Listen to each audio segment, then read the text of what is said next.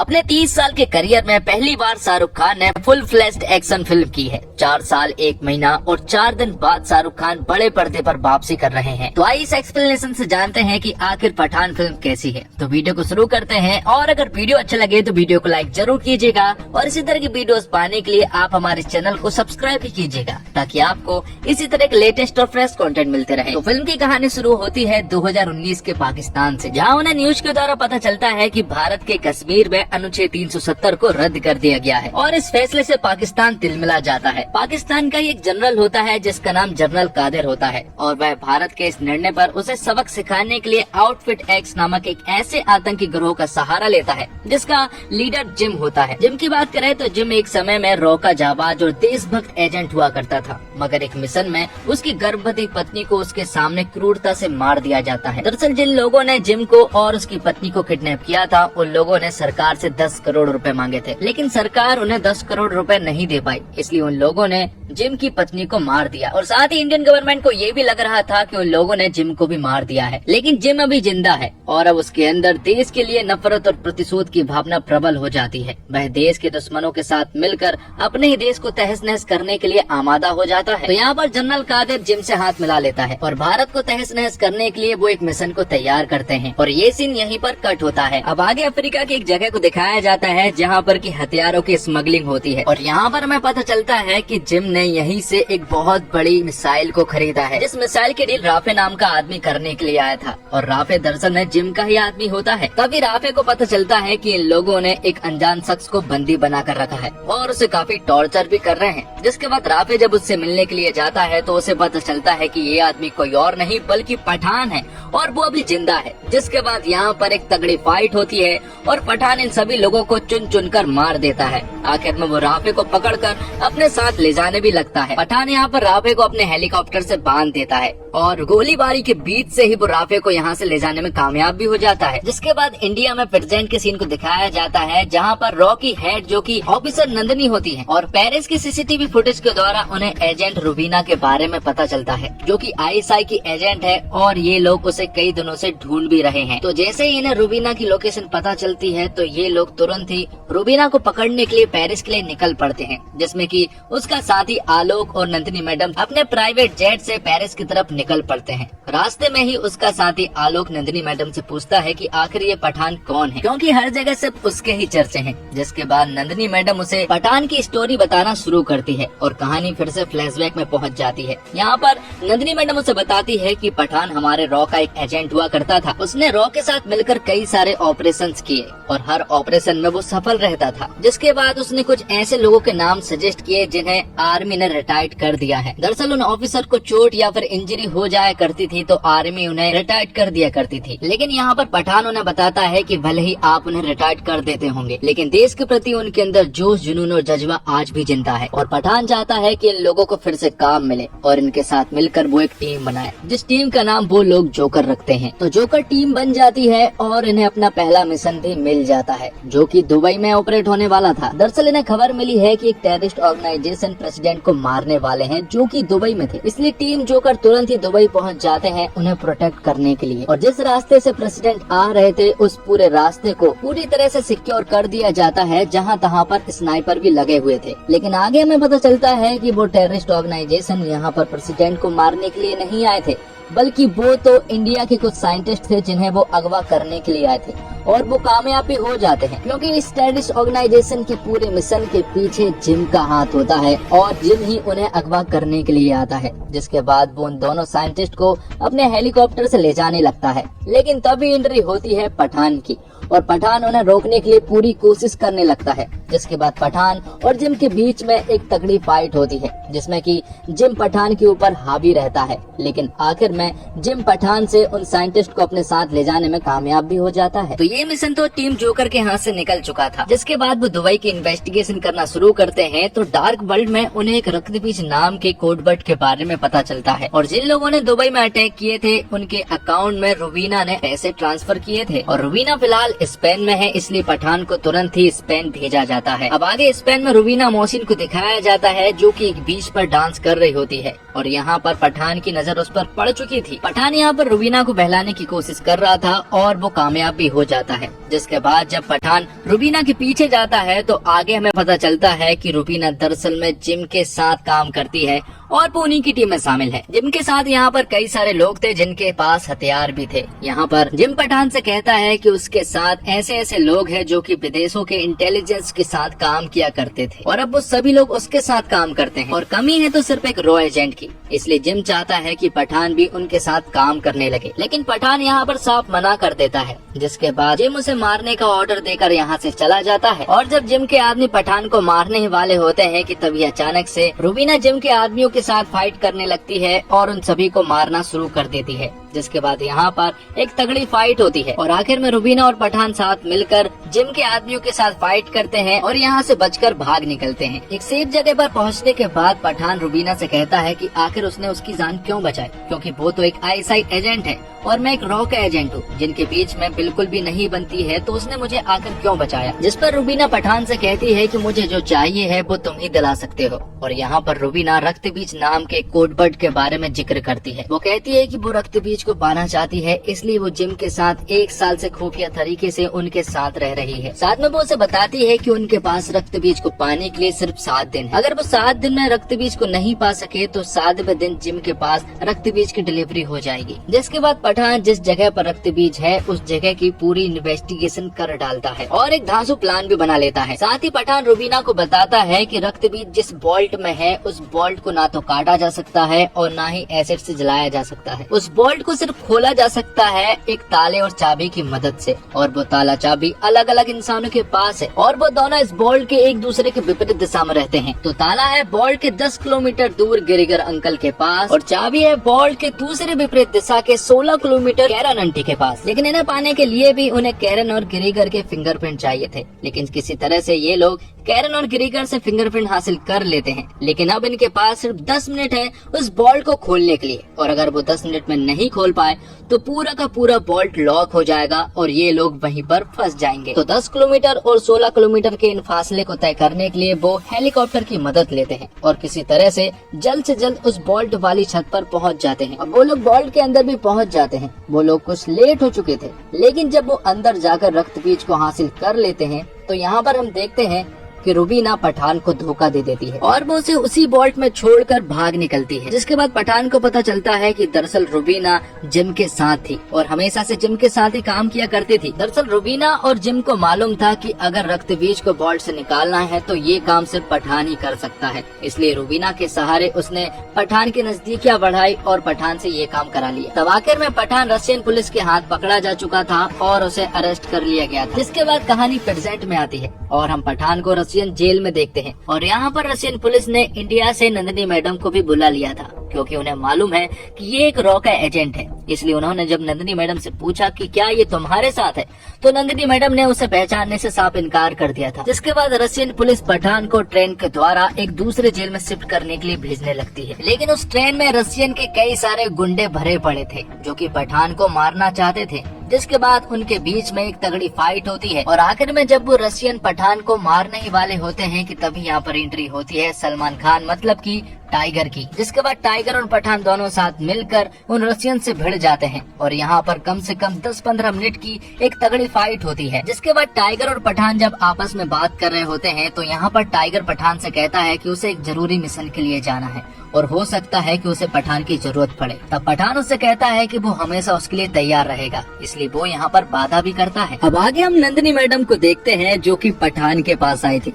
दरअसल Russian jail में court के द्वारा पठान ने बता दिया था कि उसे लेने के लिए टाइगर आ रहा है। तब नंदिनी मैडम भी पठान को बता देती है कि रुबीना उन्हें मिल चुकी है और वो पेरिस में है। तब पठान तुरंत ही रुबीना को पकड़ने के लिए पेरिस निकल पड़ता है और फाइनली उसे पकड़ भी लेता है, जहाँ रुबीना पठान को सब कुछ सच बता देती है कि आखिर जिम का प्लान क्या है। वो उसे बताती है कि जिम रक्तबीज के जरिए एक नया म्यूटेंट वायरस बना रहा है, इसलिए उसने इंडिया के उन 2 साइंटिस्ट को अगवा किया था। रुबीना बताती है कि ये वायरस कोविड-19 से भी ज्यादा घातक रहने वाला है। इस वायरस से लोग तुरंत ही मारे जाएंगे, इसलिए इसे अगर किसी सिटी पर टारगेट किया जाए तो पूरी की पूरी सिटी आधे घंटे के अंदर साफ हो सकती है। इसलिए रुबीना पठान का साथ देने के लिए कहती है और वो उससे कहती है कि इस बार वो उसे धोखा नहीं देगी, क्योंकि अब बात मासूम लोगों की जान की है। अब एक अनजान जगह पर हम जिम को देखते हैं और उसके साथियों के साथ वो एक लैब में एंट्री करता है, जहाँ पर कि उसने उस म्यूटेंट वायरस स्मॉल पॉक्स को बना लिया था। जिम ने उन वायरस को 2 अलग अलग मेटल बॉल में भर दिए थे और अब वो इसका इस्तेमाल करने के लिए भी रेडी थे। लेकिन तभी एंट्री होती है पठान की जोकर टीम की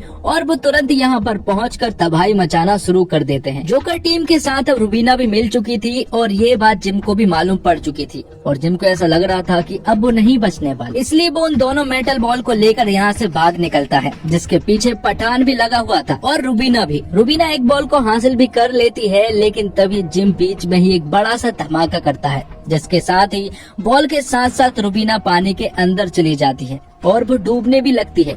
लेकिन आखिर में पठान पानी में कूदकर रुबीना की जान बचा लेता है और उस मेटल बॉल को भी बाहर निकाल लेता है। तो एक मेटल की बॉल जिम लेकर चला गया था, तो वहीं दूसरी बॉल पठान यानी कि रॉ के पास थी। पठान चाहता था कि ये मेटल की बॉल को वो डिस्ट्रॉय कर दे, लेकिन मेजर लूथरा चाहते हैं कि वो इस वायरस को चेक करे और इसका एंटीट्यूड बनाए। साथ ही वो यहाँ पर रुबीना को अरेस्ट कर लेते हैं, क्योंकि वो ISI की एजेंट थी, इसलिए बेरहमी से रुबीना को अरेस्ट कर लिया जाता है। पठान उससे वादा करता है कि उसे कुछ नहीं होगा और वो उसे छुड़ा भी लेगा। तब उस मेटल की बॉल को लैब में भेजा जाता है परीक्षण के लिए। उस बॉल में 3 लेयर थी और उसे खास तरह से डिजाइन भी किया गया था। जब उन तीनों लेयर को खोला जाता है तो साइंटिस्ट को पता चलता है कि उस बॉल के अंदर कोई वायरस नहीं है बल्कि मिनरल वाटर है। तभी जिम यहाँ के सिस्टम को हैक करके वीडियो कॉल पर आता है और वो सभी से कहता है कि उसका मिशन सक्सेसफुल हो चुका है। वो उन्हें बताता है कि जब तुमने इस बॉल को खोला था तभी उसका मिशन सक्सेसफुल हो चुका था। वो उन्हें बताता है कि जब तुम इस बॉल को 3 लेयर में खोल रहे थे तभी वो वायरस सभी के संपर्क में आ चुका था और अब वो पूरे लैब में पूरी तरह से फैल चुका है और चंद मिनटों में ही तुम सभी की मौत भी हो जाएगी। साथ ही वो यहाँ पर सरकार से नेगोशिएशन भी करता है। वो उनसे कहता है कि अभी भी उसके पास एक बॉल मौजूद है और वो नहीं चाहता है कि इस बॉल को वो किसी अनजान सिटी पर भेजे। वो इंडिया की किस सिटी पर इस बॉल को भेजेगा वो उसे भी नहीं मालूम है, लेकिन वो चाहता है कि इस बॉल के बदले में उसे कुछ मिले। जिम कहता है कि उसे कश्मीर चाहिए, पर अगर उसे कश्मीर नहीं मिलता है तो वो मिसाइल के जरिए इस मेटल बॉल को एक अनजान सिटी पर छोड़ देगा और साथ ही वो गवर्नमेंट को 24 घंटे देता है और ये सीन यहीं पर कट होता है। दूसरी तरफ हम देखते हैं कि उस लैब में ऑफिसर नंदिनी भी मौजूद थी और उसके साथ साथ कई सारे साइंटिस्ट भी मौजूद थे। यहाँ पर वो लैब को पूरी तरह से बंद कर देते हैं ताकि वो वायरस बाहर ना फैल पाए। यहाँ पर नंदिनी के साथ साथ वो सारे साइंटिस्ट अपनी कुर्बानी दे देते हैं और आखिर में ऑफिसर नंदिनी पठान से कहती है कि वो जिम को बहुत ही बुरी मौत दे, जिसके बाद RDX के द्वारा उस पूरे के पूरे लैब को डिस्ट्रॉय कर दिया जाता है। अब पठान जानता था कि इस मिशन को कंप्लीट करने के लिए उसे रुबीना की मदद लगेगी, इसलिए वो जेल से रुबीना को भी छुड़ा लेता है। लेकिन अब उन्हें ये नहीं मालूम था कि आखिर जिम की टीम कहाँ पर है और वो कहाँ से मिसाइल छोड़ने वाले हैं। तब पठान एक आदमी की मदद से ये पता कर लेता है कि आखिर वो कहाँ पर है। दरअसल वो लोग अफगानिस्तान के किसी जगह पर है और वहीं से वो मिसाइल छोड़ने वाले हैं। दरअसल जिम को मालूम है कि इंडिया कश्मीर तो किसी भी हालत में नहीं देने वाला, इसलिए उन्हें तो ये मिसाइल छोड़नी ही होगी। जिसके बाद किसी तरह से पठान की पूरी टीम उस जगह पर पहुंच जाती है जहां पर की जिम की टीम थी। जिसके बाद यहाँ पर एक तगड़ी फाइट होती है। तब मौका देखकर जिम तुरंत ही यहाँ से भाग निकलता है और उसके पीछे पीछे पठान भी आ जाता है। पठान उसका काफी देर तक पीछा करता है और यहाँ रुबीना को पता चलता है कि दरअसल रक्तबीज मिसाइल में नहीं है बल्कि दिल्ली जा रहे एक प्लेन में मौजूद है और इस वायरस का डेटोनेटर जिम के पास है। इसलिए 6 मिनट के अंदर अगर पठान जिम को रोक लेता है तो दिल्ली तबाह होने से बच सकती है। तो इन 6 मिनट में जिम और पठान के बीच में एक तगड़ी फाइट होती है। जिम को पूरा भरोसा था कि वो इस डेटोनेटर को उसके हाथ से नहीं छीनने देगा, लेकिन आखिरी के जब 2 सेकंड बचे होते हैं तो पठान जिम से वो डेटोनेटर छीन लेता है और दिल्ली को तबाह होने से बचा लेता है। और आखिर में पठान जिम को एक बहुत बुरी मौत भी मारता है और उससे कहता है कि इंडिया की तरफ से जो तुम्हें वीर पुरस्कार मिला था उसके वो लायक नहीं है। तो दोस्तों, शाहरुख खान के लिए फिल्म पठान को एक पारिवारिक मनोरंजन फिल्म होना बहुत जरूरी था और इसमें ये कामयाब भी है। रुबीना एक सीन में पठान से पूछती भी है, ये लावारिस फिर खुदा गवाह कैसे बन गया? अमिताभ बच्चन ने अगर दिलीप कुमार की विरासत को हिंदी सिनेमा में आगे बढ़ाया तो शाहरुख खान को अमिताभ बच्चन की परंपरा, प्रतिष्ठा और अनुशासन एक्शन विरासत में मिला है, वह उसे संभालने की पूरी जद्दोजहद इस फिल्म में करते दिखते हैं। पठान आखिर में जाकर टाइगर से कहता है 30 साल हो गए ये सब करते करते, लेकिन इसे नए लड़के पर नहीं छोड़ सकते, खुद ही करना होगा। यूँ लगता है जैसे ये बातचीत दो किरदारों के बीच नहीं, दो कलाकारों के बीच हो रही है। वह टाइगर के मिशन में मदद करने का वादा भी करता है। शाहरुख खान की उम्र अब चेहरे पर दिखने लगी है, तो पठान अब मोहब्बत की तरफ कदम तो बढ़ाता है, लेकिन अतरंग नहीं होता। और पठान के निर्देशक सिद्धार्थ आनंद ने करियर की शुरुआत में हम तुम सलाम नमस्ते जैसी रोमांटिक फिल्मों से की, मगर बैंग बैंग और वॉर के बाद ये एक्शन फिल्मों की राह पर निकल पड़े। इसमें कोई दो राय नहीं कि पठान तक आते आते उन्होंने एक्शन की नई ऊंचाइयों को छुआ है। फिल्म की कहानी तो वहीं घिसी पिटी है, जहां देशभक्त एजेंट अपने वतन को बचाने के लिए कटिबद्ध है, मगर एक्शन और स्पेशल इफेक्ट के मामले में सिद्धार्थ ने कोई भी कमी नहीं छोड़ी है। बॉलीवुड की इस मूवी में जेम्स बॉन्ड, मिशन इम्पॉसिबल और मार्वल की फिल्म सरी का इम्पैक्ट देखने को मिलता है, और सिद्धार्थ की यह फिल्म मसाला फिल्मों के पैमाने पर पूरी तरह से खरी उतरती है। फर्स्ट हाफ थोड़ा लंबा लगता है, मगर overall turn, twist, action, location, hero villain के बीच सह और मात और कॉमेडी का तड़का जैसे एलिमेंट फिल्म के प्लस पॉइंट साबित होते हैं। एक्शन दृश्यों में बाइक चेजिंग, हेलीकॉप्टर की फाइट और पहाड़ी पर उड़ते ट्रेन के सीक्वेंस हैरत अंगेज बन पड़े हैं। फिल्म का मजबूत पक्ष इसका stylish VFX, cinematography, action sequence और संगीत है। दुबई, पेरिस, अफगानिस्तान हो या अफ्रीका, लोकेशन को अलग अंदाज से नजर आते हैं। बेशरम रंग और झूमे जो पठान जैसे गाने पहले ही ब्लॉकबस्टर साबित हो चुके हैं। एक नोटिस करने वाली बात यह भी है कि किरदार के लुक और कॉस्ट्यूम पर खासी मेहनत की गई है। फिल्म का सरप्राइज एलिमेंट है जिम के रूप में जॉन इब्राहिम के किरदार की माउंटिंग। बॉलीवुड की फिल्मों में इतना मजबूत और वेल कॉर्पोरेटेड विलन कदाचित पहली बार देखने को मिल रहा है। उसे विलन से कहीं भी कमतर नहीं दिखाया गया है। जॉन ने भी अपने किरदार में जान लगा दी है। टाइगर यानी सलमान खान की 20 मिनट की एंट्री फिल्म को अलग लेवल पर ले जा लेती है। सलमान की मौजूदगी से फिल्म को बहुत फायदा मिला है। शाहरुख सलमान की जुगलबंदी और एक्शन दर्शकों को हाथों हाथ मिल जाते हैं, और दीपिका पादुकोण की मौजूदगी पर्दे पर करंट पैदा करती है। उन्होंने रुवीना जैसी स्पाई गर्ल की विभिन्न परतों को खूबी से जिया है। बॉलीवुड हीरोइन को हीरो और विलन के साथ एक्शन दृश्यों में कमतर दिखाना अच्छा लगता है। डिम्पल कपाड़िया और आशुतोष राणा ने अपनी भूमिका में प्राण फूंक दिए हैं, और शाहरुख को फिजिक्स और लॉजिक को दरकिनार करने वाला एक्शन करते देखकर मजा आ जाता है। फिर चाहे वो हेलीकॉप्टर के ब्लेड पर पैर रखकर नीचे उतरते हैं या फिर ट्रेन में लड़ाई करते। ये ट्रेन वाला सीन सिंगल टेक में लिया गया, यानी कैमरा कट नहीं हुआ है। आमतौर पर जब ज्यादातर एक्शन सीन्स का जिम्मा स्टंट डबल पर आ जाता है, लेकिन इस सीन को देखकर लगता है कि शाहरुख ने बाकी एक्शन पर बहुत मेहनत की है। अगर ऐसा ही रहा तो मैं उन्हें आगे भी एक्शन वाले अवतार में देखना चाहूंगा। बस वो अगली बार अपनी भारी आवाज में ना बोले, जैसा पठान और रईस दोनों में किया है। सिद्धार्थ आनंद ने वॉर में क्लियर कर दिया था कि वो एक्शन के स्टाइल वाले पहलू में रुचि रखते हैं, इसलिए वो इसी तरह की फिल्में बनाएंगे। और फिल्म में कुछ सीन तो वाकई कमाल के थे, जैसे कि बंदूक हवा में उछल रही है तो आपका कैमरे उसके साथ चल रहा है। मिशन इम्पॉसिबल और फास्ट एंड फ्यूरियस जैसे फिल्मों की याद आती है। सिद्धार्थ के एक्शन सीक्वेंस एंजॉय करने का तरीका है कि आप हर चीज में लॉजिक ना ढूंढे, सही और गलत के पार वाली दुनिया का हिसाब ना लगाएं। और फिल्म पठान शुरू के 1 घंटे तक कमाल की फिल्म है। बेहतरीन एडिटिंग, पठान का मिसल में शामिल होना, रॉ के अफसर का आपस में नीति बनाना और फैसले को लेकर बहस करना, और फिर दुबई के एक सम्मेलन में शामिल होने जा रहे वैज्ञानिकों पर हमला। जॉन इब्राहिम को यशराज फिल्म धूम ने ही करियर का जीवन दान दिया था। इस बार भी जॉन वैसे ही किरदार में है। पता नहीं निर्देशक सिद्धार्थ आनंद ने धूम देखी कि नहीं, क्योंकि अगर देखी होती तो कम से कम धूम के क्लाइमैक्स का आखिरी सीन हूबहू कॉपी नहीं करते। विलन को मारने के और भी 100 तरीके हैं, लेकिन सिद्धार्थ आनंद ने लगता है कि इस फिल्म को मसाला बनाने के लिए जहां से जो मसाला मिल सका उठा लिया। पकवान अच्छा बना है, स्वादिष्ट भी है, लेकिन इसकी खुशबू भी ताजी है, तो फिल्म वाकई बेहद कमाल की फिल्म बन सकती थी। और रक्त बीज का जैसे ही जिक्र आता है तो याद आता है जंगल बुक में आग को मिलने वाला रक्त फूल। और निर्देशक सिद्धार्थ आनंद ने शुरुआत 4 फिल्में रोमानियत के एहसास की बनाने के बाद जब ऋतिक रोशन को लेकर पहली एक्शन फिल्म बैंग बैंग बनाई, तभी उनके नजरिए का पहला अंदाजा हिंदी सिनेमा के दर्शकों को लग गया था। वह सिनेमा सोचते वाकई बहुत विशाल और भव्य है। उनकी सोच और सही कहानी का संगम हुआ फिल्म वॉर में। नतीजा सबको पता ही है। उसी सोच और सही नजरिए की फिल्म पठान भी है। कैमरा यहाँ सीधे कलाकारों के चेहरे पर नहीं आ टिकता है, वह आसमान से दिखता है। आसमान के वातावरण में दर्शक को बांधता है, फिर चाहे वह जॉन का अड्डा हो, बेशरम रंग का फिल्मांकन हो, दुनिया की सबसे गहरी मीठे पानी झील की सतह पर बाइक चेज हो, या फिर पहाड़ियों से गुजरती ट्रेन पर फिल्माया गया एक्शन सीक्वेंस। उनके निर्देशन में एक सफाई है, एक रोमांच है और एक ऐसा आकर्षण जो सही सितारों और सही कहानी मिलने पर कमाल करता है। कमाल यहाँ भी उन्होंने किया है।